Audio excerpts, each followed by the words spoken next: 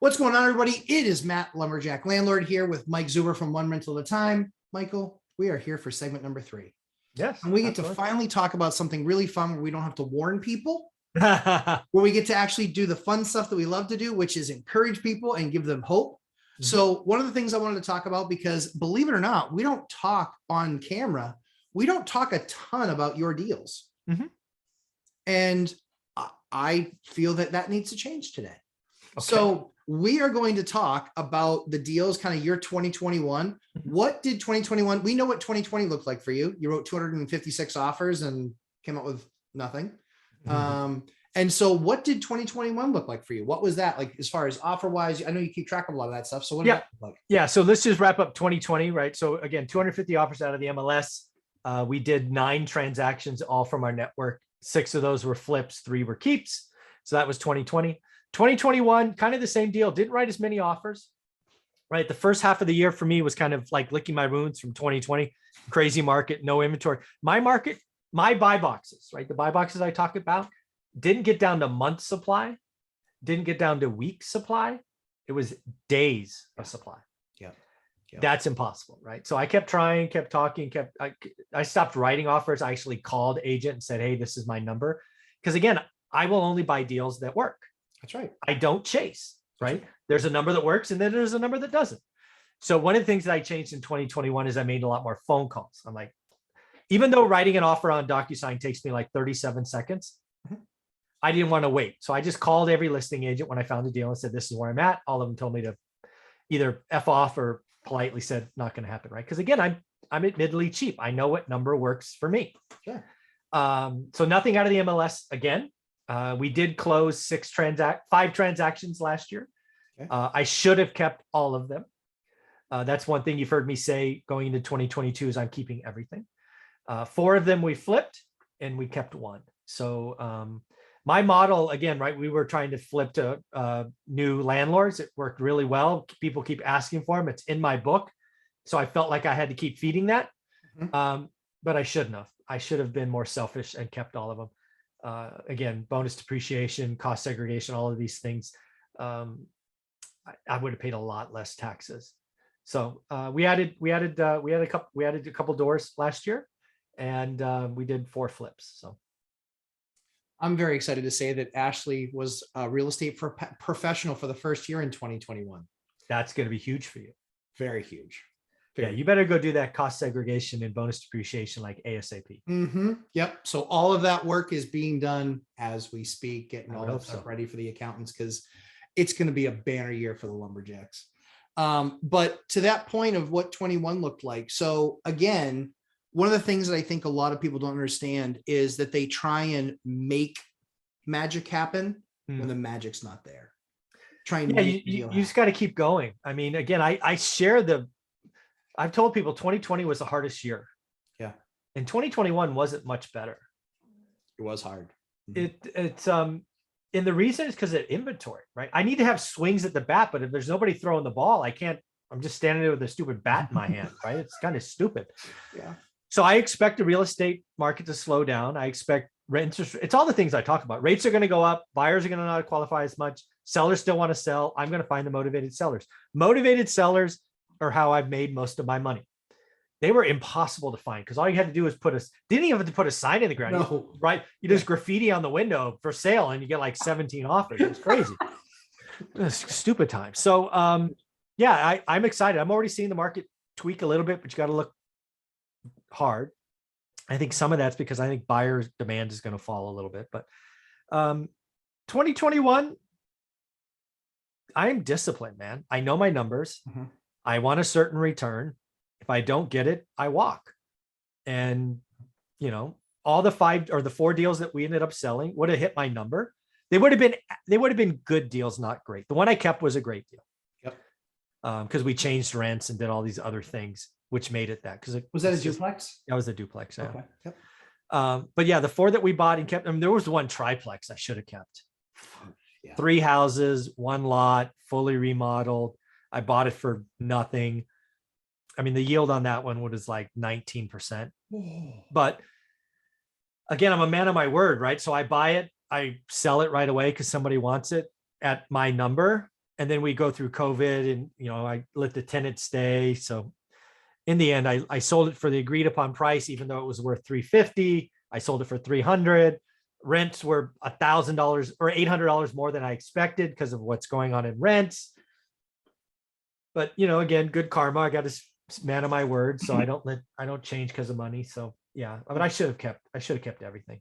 So now as you look at 22, what I think is really interesting is, so as we reflected on 21 for me yesterday, last year was our biggest year ever. We bought more property than we've ever bought before. We sold more property in 1 year than we've ever sold before. And we refied more properties in a year than we've ever refied before. Yeah, I would tell you that 2021, even though we didn't add a lot, was a wonderful year. Exactly.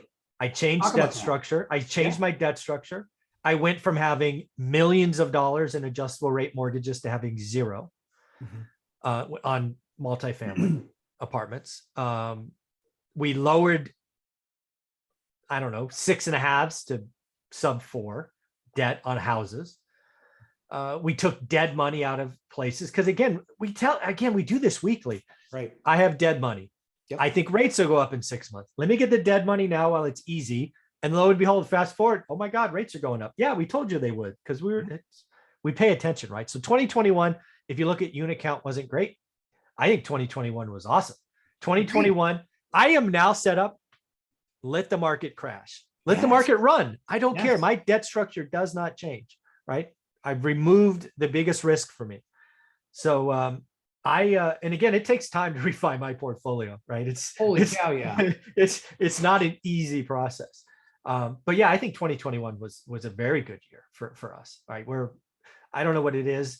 I would say cash flow went up thousands of dollars because we changed the debt. We've added hundreds of thousands of dollars in dry powder. Yep. Yeah, I'm very happy. Yeah, I think what a lot of people miss too is it's, they watch a channel and take that verbatim for this is what's happening. And I think for us, what's really interesting is our markets could not been more different in the last year.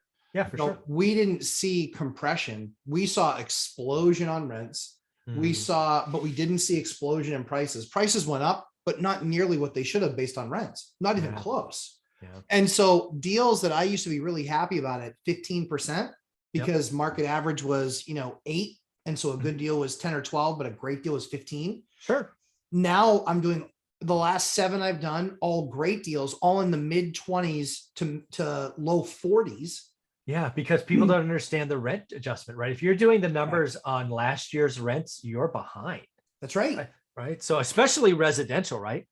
Yeah, that's doing the work, knowing your numbers, being in the market every day is so powerful, but so few people do the work. It's the reason that Michael preaches do the work all the time is because then you know what an average deal is, then you know what a good deal is, then you know what a great deal is, but most importantly, you start to track and watch exactly what's going on in that market, where you are more educated than 99% of the agents in that market.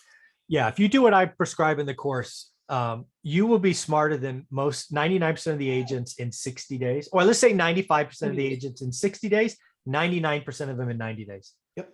Because again, your buy box will be this big and they're trying to cover this much. You just can't get there. Buy box, focus, daily discipline, 20 minutes, folks. You want to change your financial future, give it 20 minutes. That's right. If you don't have it, don't want to do it, you want to go buy a Tesla or play with dividend stocks, go nuts. Yep. But if you want to do it in real estate, I can show you the way. It's absolutely been fantastic watching the difference between our markets in the last year, recognizing that whether it was deflation or inflation, that we prepared for both. Oh, absolutely. Right? By creating cash, recognizing that, inflation, we know that as inflation continues to go up, your cash value and what you can buy, the power of that cash reduces. However, I don't think that Warren Buffett and Jamie Dimon are morons. No, I don't either. So I would be more than happy to follow the greatest investor of all time and the greatest banker of all time. Yeah. I'd be more than happy to follow their model where they say, yeah, you know what, we got about $1 trillion. Yeah. And so we're going to lose a little bit on that, but we're kind of prepared to be able to buy, states, because if there is that big of an adjustment, those guys are going to be just licking their chops and able to buy entire portfolios. Yeah. people. Cash is trash until there's a crisis. Exactly. Yep. And cash flow will be affected during a crisis. However, if you are doing great deals, you're largely not, you're going to see a decrease, but you're not going to feel it like you're underwater because you were doing 3% deals. I went through the largest crash in real estate. My market went down 70%. My net worth was hammered. I don't spend net worth. My cash flow went up. Yes. It's okay. I spend cash flow, not net worth. Yeah. I think that's awesome. Michael, any more thoughts on this one? No, again, just do the work, folks. Daily discipline. It's not hard. It does take discipline. It's out there if you want it. We're here to help. Absolutely. We're here to help. So I know that he won't say it, but 11 a.m. tomorrow Eastern time, 8 a.m. Pacific, you can watch Michael get 1 hour with him asking questions. And a lot of other real estate people that join that live stream, which is a blast because you get answers from other people in the stream, which is the best. Cool. Yeah, it's absolutely fantastic. The books, the course, all of that available at one rental at a time. Please go check it out. It's absolutely fantastic. And then you can follow me on Sundays, 11:30 a.m. Eastern time. We'll do a live stream for about 3 hours and hang out and talk about some real estate stuff. But Mike, thanks so much. Have an awesome week. Again, subscribe, hit the like button. We want to make sure that we algo those crisis videos. That's going to happen anytime soon. No, if it bleeds, it leads. It's a true story. Michael, thank you so much for the time. Everyone have a fantastic week. We'll talk again next week. Take care, Mike.